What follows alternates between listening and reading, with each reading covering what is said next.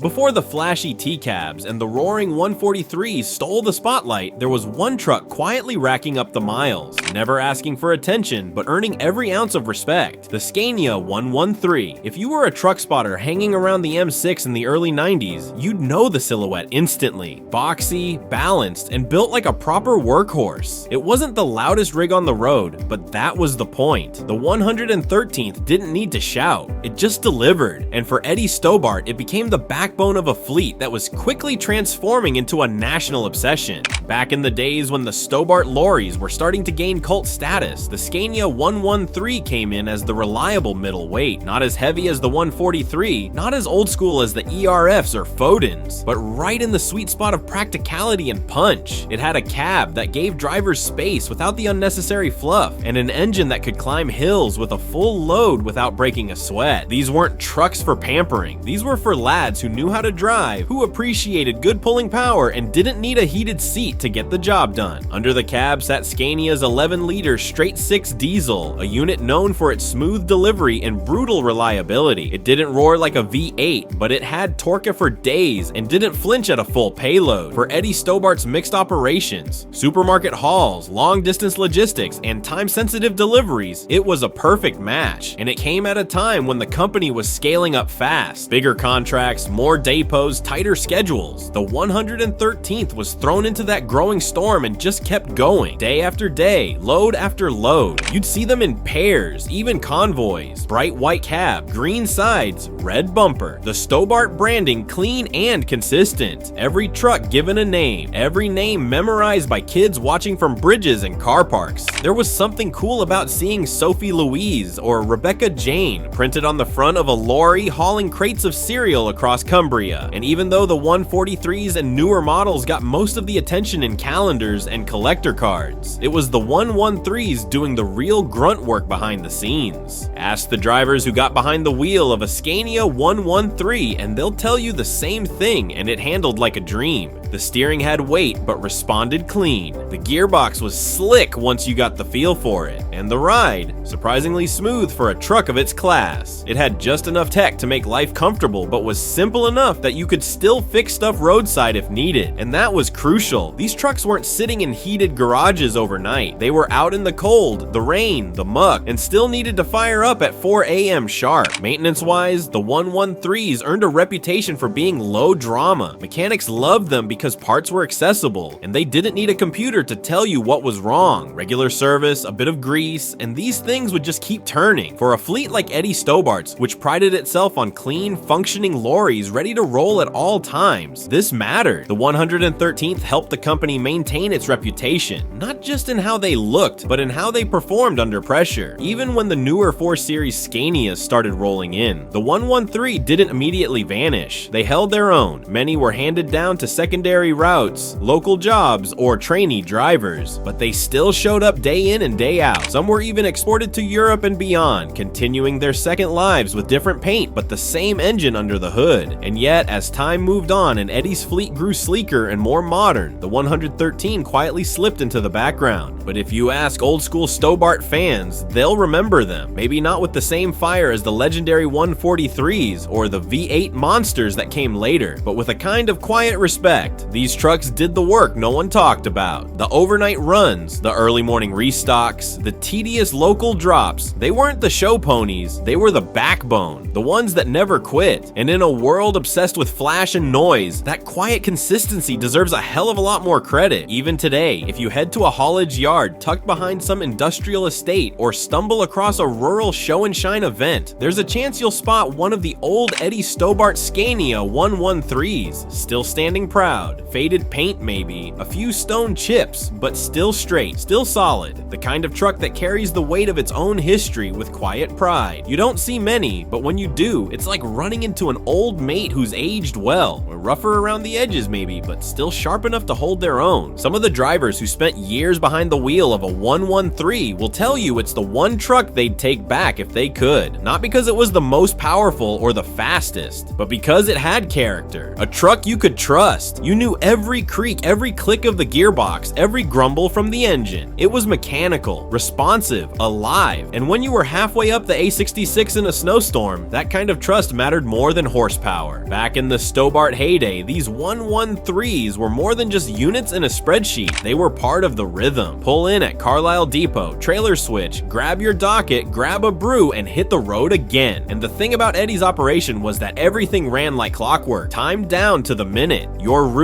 your stop, your return. The 113s fit into that rhythm perfectly. Reliable, simple to inspect, easy to turn around. They weren't flashy, but they didn't have to be. They just got on with it, and that made them invaluable. The paint job, the polish, the iconic names, that all mattered, sure, but underneath it was still about doing the job right. The Scania 113 helped set the standard, not just for how a lorry should look, but how it should perform day in, day out. Fleet managers loved them because they didn't break down. Drivers loved them because they felt solid, honest. And customers, well, customers didn't care what truck brought their goods. But the reason Eddie Stobart won so many contracts was because those 113s showed up on time, every time. Then came the late 90s and the industry began to change. Emission standards tightened, fuel costs rose, comfort became more than a luxury. It was expected. Trucks started coming with more electronics, automated gearboxes, better cabs, and slowly the old school began to fade. The 113s were phased out, either sold off, scrapped, or quietly retired. Some were repainted and kept in service by other firms. Others left to rust behind barns. A few lucky ones made their way into private hands. Enthusiasts who knew exactly what they had. The collectors who keep these machines alive today aren't just preserving metal, they're preserving an era, the simplicity of pre-digital haulage. The days when a toolkit, a thermos, and a road atlas were all you needed. There's something beautifully stubborn about seeing a 113 roll into a showground. Paint gleaming, nameplate polished, engine ticking like a Swiss watch. It's not about horsepower anymore. It's about legacy. It's about remembering when trucking was raw and real. And for the Stobart brand, the 113 played a bigger role than most remember. It bridged the gap from the older classic rigs of the 80s to the more modern, streamlined 4 Series Scanias that followed. The 113th was that middle child that held things together while the business exploded in size and reputation. It's the truck that quietly kept pace while the spotlight moved elsewhere, and that's exactly why it deserves its own chapter. These days, you might find someone restoring a Scania 113 with the same level of care you'd give to a vintage Jaguar or an old Norton bike.